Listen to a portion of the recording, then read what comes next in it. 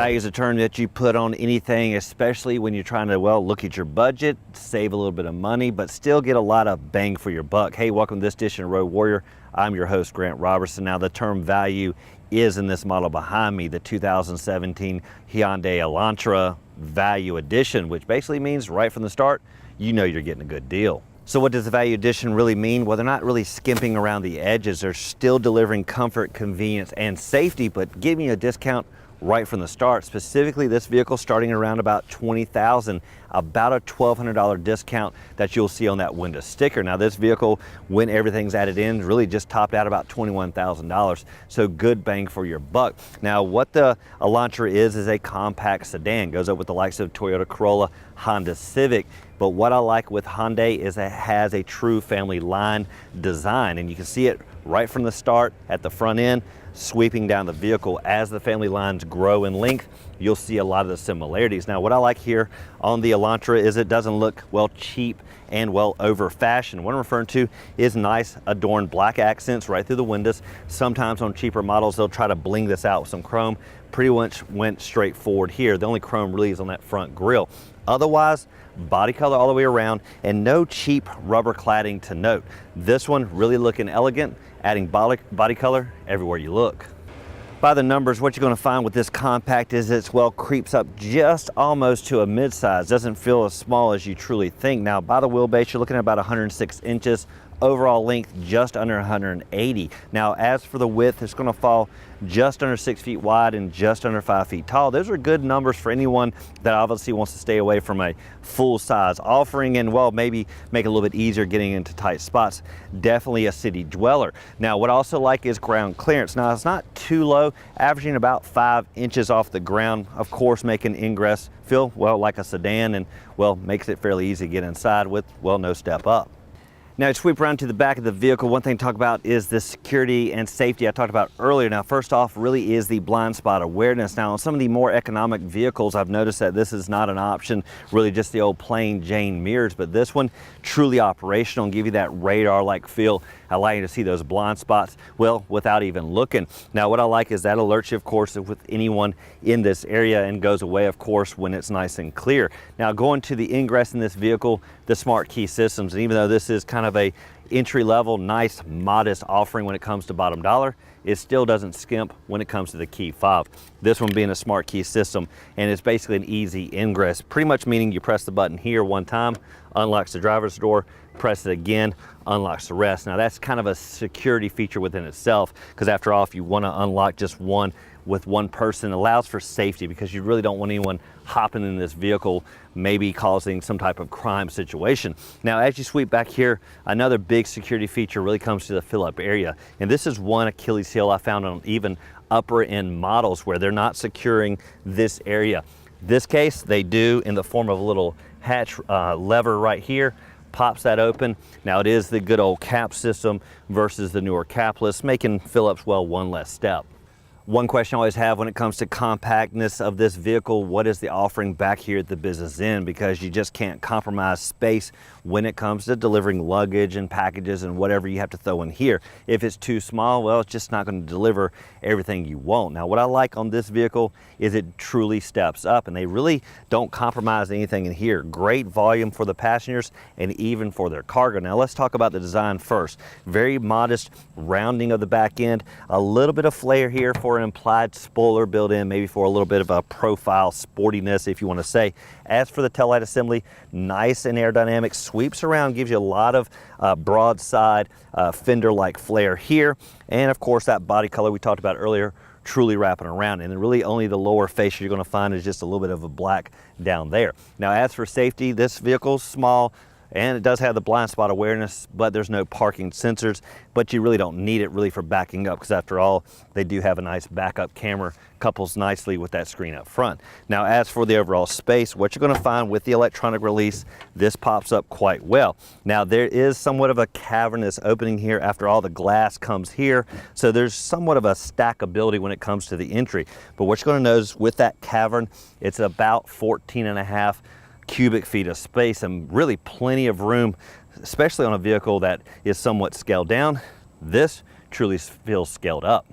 Sometimes you have packages that just doesn't fit into a traditional sedan trunk in general. If you're a big home improver, sometimes you just got to take those big boards and slide them through the vehicle. And what I like is those typical second rows are foldable. And what I also like is the ability to do it right from here. As you're loading the vehicle, you're going to realize you got to transform this cargo, and they make it very easy here on the Hyundais. All you have to do is simply pull right here on this tab on either side, and it's going to tumble those seats forward. Of course, you may need to maneuver some things, but overall, this is so much easier. Now, what's funny is I was at a parking lot, saw someone with one of these vehicles and never done it, and they were looking everywhere. I actually climbed inside of here. So what you're going to notice is these handles are right here, almost front and center, so sometimes you might overlook this type of convenience.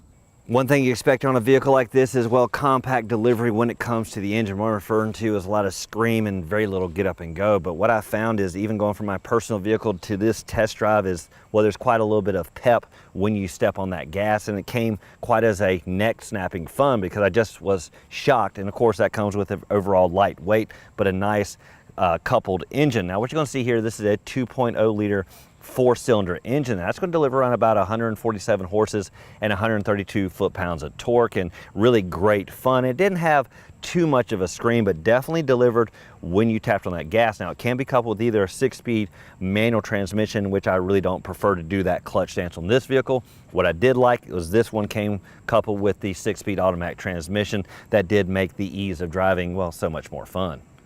One area that fooled a lot of people from thinking this is, well, a stepped up model versus, well, a value addition was the front end, the good old grille warfare, because this really separates it from the status quo. Really looking at the front grille, modest brushed accents, of course Hyundai emblem, but it's nice and broad and chiseling. Anytime you look at economics, they're going to go, well, somewhat plain Jane.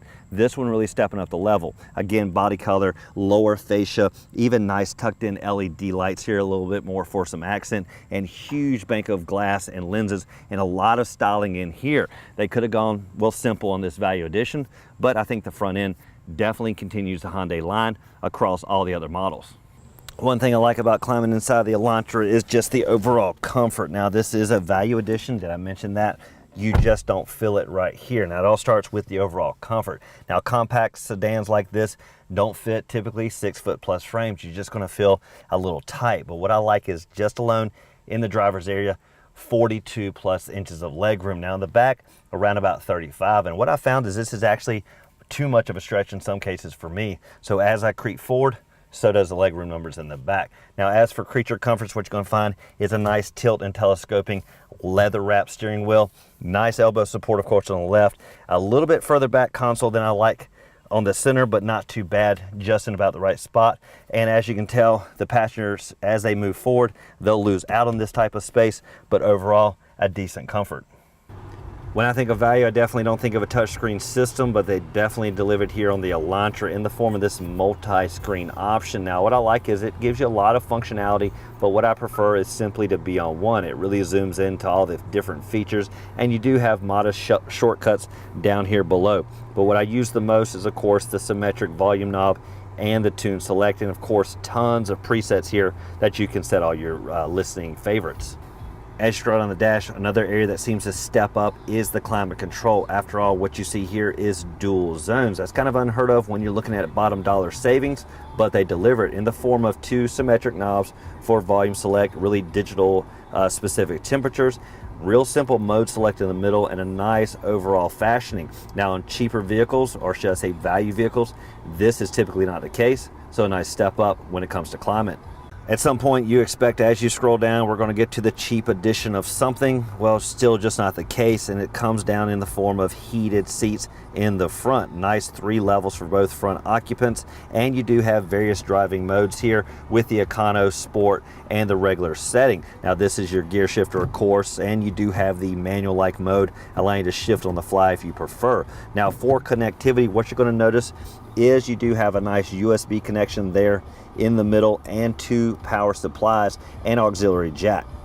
Now with the smart key system, one thing you will get also is the touch button start, really making, well, the key a less of a hassle, and really just push button everything in this vehicle. Now what I also like is the stepped up gauge cluster. Now you got the standard analog tach and speedometer, but right in the middle is a good old LCD readout, and most importantly, the digital readout for the speed. Now it does have a lot of other information that you can scroll through and get up-to-date information, specifically like the fuel economy, averaging on the low end 26, but going all the way up into the mid 30 miles per gallon range if you, well, watch the way you're driving.